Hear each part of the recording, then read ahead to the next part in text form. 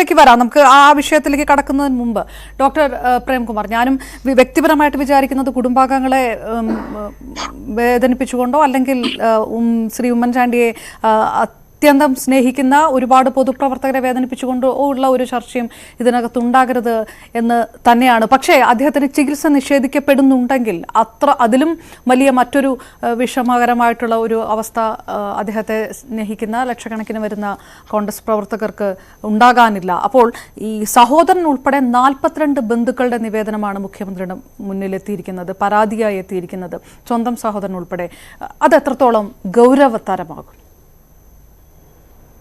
ഇത് നിങ്ങൾ പറഞ്ഞ പോലെ തന്നെ വളരെ സെൻസിറ്റീവായ, വളരെ കോംപ്ലിക്കേറ്റഡ് ആയ ഒരു കാര്യമാണ്. പക്ഷെ ചില കാര്യങ്ങൾ പറയാതിരിക്കാൻ നിവൃത്തിയില്ല. ഒന്ന്, എന്റെ പേരിന്റെ താഴെ ഇടത് സഹയാത്രി എന്ന് മാത്രമേ എഴുതാൻ പറ്റൂ. ഈ ഒരു ചർച്ചയിൽ ഇടത് വലത് അങ്ങനെയൊന്നുമില്ല. ഉമ്മൻചാണ്ടി എന്നുള്ള മനുഷ്യനോട് വളരെ അടുത്ത സ്നേഹവും വളരെ നല്ല പരിചയവും ഉള്ളതാണ്. അതേപോലെ തന്നെ എന്റെ മകനെയും വളരെ 10-15 വർഷം മുമ്പേ നല്ല പരിചയമുള്ളതാണ്, നല്ല സ്നേഹമുള്ളതാണ്. ഇതിനകത്ത് പക്ഷേ ജേക്കബ് ജോർജ് സാർ പറഞ്ഞതിനോട് നേരെ വിരുദ്ധമായ അഭിപ്രായമാണ് എനിക്ക് പറയാനുള്ളത്. കാരണം ഈ നിങ്ങൾ എഴുതി കാണിക്കുന്ന 2 സ്റ്റേറ്റ്മെന്റ്സ് ഉണ്ടല്ലോ, ചികിത്സ നിഷേധിക്കുന്നു എന്ന്. ഈ ചികിത്സ എന്നുള്ളത് കൊണ്ട് നിങ്ങൾ ഉദ്ദേശിക്കുന്നത്, അഥവാ ഒരു മെയിൻ സ്ട്രീം ഉദ്ദേശിക്കുന്ന കാര്യം അലോപ്പതി ട്രീറ്റ്മെന്റും അത്തരത്തിലുള്ള മെഡിക്കൽ സർജിക്കൽ ഇന്റർവെൻഷൻസും മാത്രമാണ്. അതായിക്കോളുന്ന നിർബന്ധമില്ല. എന്ന് പറഞ്ഞാൽ ഞാൻ അസുഖം വന്നാൽ ഹോമിയോയുടെ പിന്നാലെ പോകുന്ന, നേച്ചുറോപ്പതിയുടെ പിന്നാലെ പോകുന്ന ആളല്ല. ഇത്തരം ചർച്ചകളൊക്കെ നമുക്ക് ആവാം. പക്ഷേ ഇത്രയും ക്രിട്ടിക്കലായ ഒരു അസുഖത്തിന്റെ, CA ലാരിങ്സ് പോലുള്ള അസുഖത്തിന്റെ 4th സ്റ്റേജിലെത്തി നിൽക്കുന്ന ഒരു മനുഷ്യനെ സംബന്ധിച്ചിടത്തോളം അദ്ദേഹം കഴിഞ്ഞ 79 വർഷമായിട്ട് വിശ്വസിച്ച് വന്നിട്ടുള്ള വിശ്വാസങ്ങളും ആചാരങ്ങളുടെയും വഴിയിലൂടെ പോവാനാണ് അദ്ദേഹം വിചാരിക്കുന്നതെങ്കിൽ ആ വിചാരത്തിനോടൊപ്പം നിൽക്കണം എന്ന് പറയുന്ന ആളാണ് ഞാൻ. ലാരിങ്സ് മുറിച്ചു മാറ്റിയാൽ ക്യാൻസർ കംപ്ലീറ്റ് മാറുമെന്നുള്ള ശാസ്ത്രീയമായ സത്യം ഉണ്ടെന്നിരിക്കെ തന്നെ ജേക്കബ് ജോർജ് സാർ പറഞ്ഞതുപോലെ ലോക പ്രശസ്തരായിട്ടുള്ള ക്യാൻസർ ഡോക്ടേഴ്സിന്റെ അടുത്ത് വളരെ കൃത്യമായിട്ടുള്ള മെഡിക്കൽ അഡ്വൈസ് നേരത്തെ തന്നെ ഉമ്മൻചാണ്ടി സാറിന് കിട്ടിയിട്ടുണ്ട്. അദ്ദേഹം അത്രയും വിപുലമായ സൗഹൃദങ്ങളും മുഖ്യമന്ത്രി എന്ന രീതിയിൽ മാത്രമൊന്നുമല്ല ഉള്ള ആളാണ്. കൃത്യമായ മെഡിക്കൽ അഡ്വൈസ് കിട്ടിയിട്ടുണ്ട്. എന്നിട്ടും വളരെ കൃത്യമായ, നല്ല ബുദ്ധിയുള്ള, നല്ല തിരിച്ചറിവുള്ള, കാര്യങ്ങളെ വ്യവച്ഛേദിച്ചറിയാൻ കപ്പാസിറ്റിയുള്ള ഒരു ഇൻഡിവിജ്വൽ, ഒരു പേഴ്സൺ എന്നുള്ള രീതിയിൽ, ഒരു ലീഡർ എന്നുള്ള രീതിയിൽ അദ്ദേഹം ചൂസ് ചെയ്തതാണ് എനിക്ക് നാച്ചുറോപ്പതിയോ അല്ലെങ്കിൽ എനിക്ക് ഹോമിയോയോ എനിക്ക് പ്രാർത്ഥനയോ മതി എന്നതെങ്കിൽ ആ തീരുമാനത്തിനോടൊപ്പം നിൽക്കണം എന്നുള്ളതാണ് മോഡേൺ സയൻസും സൈക്കോളജിയും ഒക്കെ പറയുന്നത് എന്ന് വിശ്വസിക്കാനാണ്, അത് തന്നെ ആവർത്തിക്കാനാണ് എനിക്കിഷ്ടം.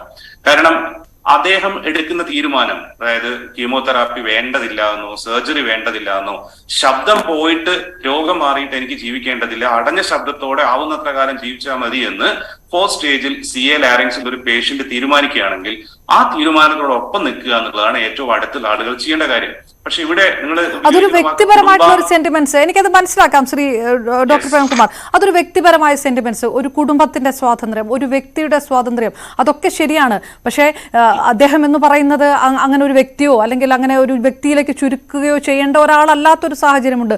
പിന്നെ ഇത് പുറത്തേക്ക് നൽകുന്ന മറ്റൊരു സന്ദേശമുണ്ട്. ആ സന്ദേശം വളരെ വിലപിടിച്ച ഒന്നുകൂടിയാണ്. നേരത്തെ ഡോക്ടർ ഈ ചർച്ച തുടങ്ങുമ്പോൾ പറയുന്നത് വളരെ സക്സസ്ഫുൾ റേറ്റ് ഉള്ള ഒരു ക്യാൻസർ ഗണത്തിൽപ്പെടുന്ന ഒന്നാണ് ഇതെന്നുകൂടിയാണ്. അപ്പോൾ സാധാരണ കോൺഗ്രസ് പ്രവർത്തകരെ സംബന്ധിച്ചിടത്തോളം അത്ര സുഖകരമായിട്ടുള്ള കാര്യമായിരിക്കില്ല ഒരുപക്ഷെ ശ്രീ പ്രേംകുമാർ ഇപ്പോൾ പറഞ്ഞുകൊണ്ടിരിക്കുന്നതെന്നാണ് എനിക്ക് തോന്നുന്നത്.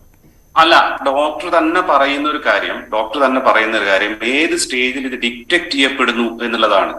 ഇപ്പൊ നമുക്ക് എല്ലാവർക്കും അറിയാവുന്നത് ഉമ്മൻചാണ്ടിയുടെ സ്റ്റേജ് 3rd സ്റ്റേജോ 4th സ്റ്റേജോ ആണ്. ആ സ്റ്റേജിലുള്ള ഒരു മനുഷ്യനെ വെച്ചുകൊണ്ട് നമ്മൾ ഇത്തരത്തിലൊരു ഡിബേറ്റ് നടത്തുന്നതിൽ അർത്ഥമില്ല എന്നാണ് ഞാൻ വിചാരിക്കുന്നത്. അവിടെ തീരുമാനമെടുക്കാനുള്ള, അത് ഈവൺ ഒരു ഹാംഫുൾ ഡിസിഷൻ ആണെങ്കിൽ പോലും പേഷ്യന്റിന്റെ ഡിസിഷന് പ്രൈമസി കൊടുക്കണം എന്ന വാദത്തോട് ചേർന്ന് നിൽക്കാനാണ് എനിക്കിഷ്ടം. അതായത് ഒരു അസുഖത്തിന്റെ 4th സ്റ്റേജിൽ എത്തുന്നു, നിങ്ങൾ സർജറി ചെയ്താൽ ഇന്ന ബുദ്ധിമുട്ടുകളുണ്ട്, ഇന്ന സൗകര്യങ്ങളുണ്ട്, നിങ്ങൾ അല്ലാത്ത ട്രീറ്റ്മെന്റ് ചെയ്തിട്ടില്ലെങ്കിൽ ഇന്ന ബുദ്ധിമുട്ടുകൾ ഉണ്ടാവും, നിങ്ങൾക്ക് ഇന്ന സൗകര്യങ്ങൾ ഉണ്ടാവും എന്ന് എക്സ്പ്ലെയിൻ ചെയ്ത് കൊടുത്തിട്ട് ഈ കേൾക്കുന്ന പേഷ്യന്റ് ഓർമ്മക്കുറവില്ലാത്ത, നല്ല സ്ഥിര ബുദ്ധിയുള്ള, കാര്യങ്ങളെ വ്യവച്ഛേദിച്ച് അറിയാൻ കഴിവുള്ള ഒരാളായിരിക്കുകയും അദ്ദേഹത്തിന് ഹാംഫുൾ എന്ന് നമുക്ക് തോന്നുന്ന ഡിസിഷൻ, ഹാംഫുൾ ആവും എന്ന് തന്നെ വിചാരിക്കുന്ന, അദ്ദേഹം ഹെൽത്തിന് ഹാംഫുൾ ആവുന്ന ഡിസിഷൻ ആണെങ്കിൽ പോലും ആ ഡിസിഷൻ എടുത്താൽ അദ്ദേഹത്തിന്റെ കൂടെ നിൽക്കുക, ആ ഡിസിഷൻ ഒപ്പം നിൽക്കുക എന്നുള്ളതാണ് ക്ലോസ് ഫാമിലി മെമ്പേഴ്സിന്റെയും ഫ്രണ്ട്സിന്റെയും ഉത്തരവാദിത്വം എന്നാണ് ഞാൻ വിചാരിക്കുന്നത്. പക്ഷെ നമുക്ക് പലപ്പോഴും അങ്ങനെ പറ്റില്ല. കാരണം നമുക്കൊരു ബോധ്യം ഉണ്ടാവും ഈ ട്രീറ്റ്മെന്റ് അല്ലല്ലോ ചെയ്യേണ്ടത് എന്ന്. അത്തരം ഒരു ബോധ്യത്തിലാണ് അദ്ദേഹത്തിന്റെ സഹോദരന്മാർ പരാതി കൊടുക്കുന്നത്, അദ്ദേഹത്തിന്റെ സുഹൃത്തുക്കൾ പരാതിയായി കൊടുക്കുന്നതെന്ന് ഞാൻ വിചാരിക്കുന്നത്.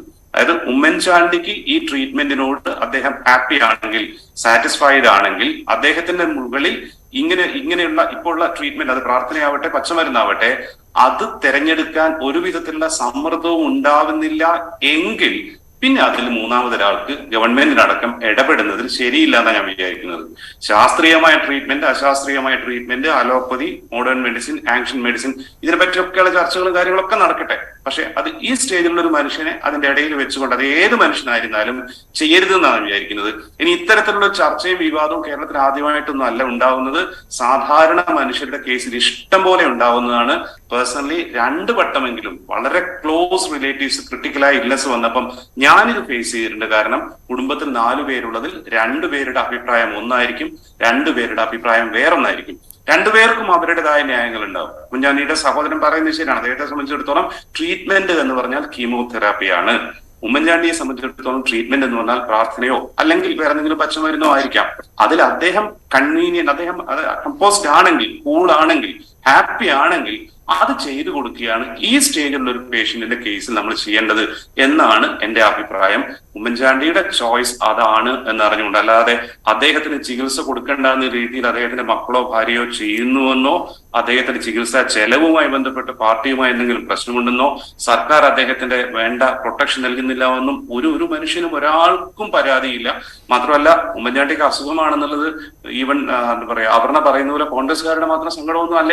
അത് കേരളത്തിലെ മുഴുവൻ ആളുകളുടെയും സങ്കടമാണ്. എന്തുകൊണ്ട് ഇവരുടെ ഇടയിൽ ഇത് സംബന്ധിച്ച് ആശയക്കുഴപ്പമുണ്ടായി? അതായത് ചാണ്ടി ഉമ്മൻ പറയുന്ന പോലെ അപ്പയ്ക്ക് ഇഷ്ടമുള്ള ട്രീറ്റ്മെന്റ് ഇതാണ് എന്നുള്ളത് എന്തുകൊണ്ട് അദ്ദേഹത്തിന്റെ സഹോദരന്മാരെ പറഞ്ഞ് ബോധ്യപ്പെടുത്താൻ പറ്റിയില്ല, അല്ലെങ്കിൽ സഹോദരന്മാർക്ക് എന്തുകൊണ്ട് ബോധ്യപ്പെടുന്നില്ല എന്നുള്ളത് നേരത്തെ ടീച്ചർ പറഞ്ഞതുപോലെ, ബെറ്റി ടീച്ചർ പറഞ്ഞതുപോലെ അവരുടെ ഇടയിൽ തീർക്കേണ്ട ഒരു പ്രശ്നമാണ്. അതെനിക്ക് തോന്നുന്നില്ല നമ്മൾ വിചാരിച്ചാൽ തീരുമെന്നുള്ളത്. ഇതല്ലാത്ത എന്തെങ്കിലും കാരണങ്ങൾ ഉണ്ടാവാം. അവർ തമ്മിലുള്ള കമ്മ്യൂണിക്കേഷൻ ഗ്യാപ്പിന് ഈ അല്ലാത്ത കാരണങ്ങൾ ഉണ്ടാവാം. നമ്മുടെ എല്ലാ കുടുംബങ്ങളിലും അങ്ങനെ ഉണ്ടാവുന്നതാണ്. മക്കളും അടുത്ത ബന്ധുക്കളൊക്കെ തമ്മിൽ മുമ്പൊക്കെയുള്ള പല പ്രശ്നങ്ങളും ആശയക്കുഴപ്പങ്ങളും ഒക്കെ ഉണ്ടാവാം. അതൊക്കെ കൂടെ ആയിരിക്കാം ഈ കാര്യങ്ങളിൽ റിഫ്ലക്ട് ചെയ്യുന്നത്. അച്ഛൻ 79 വയസ്സുള്ള പിതാവിന് അസുഖം വരുമ്പോ അദ്ദേഹത്തിന്റെ ഇഷ്ടം ഇതാണ്, ആ ട്രീറ്റ്മെന്റ് കൂടെ ഞാൻ നിൽക്കുകയാണ് എന്നുള്ള തീരുമാനം മഹാഭൂരിപക്ഷം ആളുകൾക്ക് മനസ്സിലാവാത്ത കാര്യം എല്ലാവരെയും മനസ്സിലാക്കിക്കുന്നതിൽ ചാണ്ടി ഉമ്മൻ എന്നുള്ള മകൻ വിജയിച്ചിട്ടുണ്ടെന്ന് ചോദിച്ചാൽ ഇല്ല. അതുകൊണ്ടാണ് അദ്ദേഹം ലൈവൊക്കെ ചെയ്യേണ്ടി വരുന്നത്.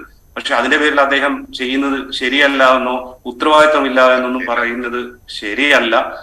ഞാൻ ആദ്യവും അവസാനവും പറയുന്നു, ഉമ്മൻചാണ്ടിയുടെ താല്പര്യമാണ് ഈ കോണ്ടെക്സ്റ്റിൽ നമ്മൾ ബഹുമാനിക്കേണ്ടത്, ആദരിക്കേണ്ടത്.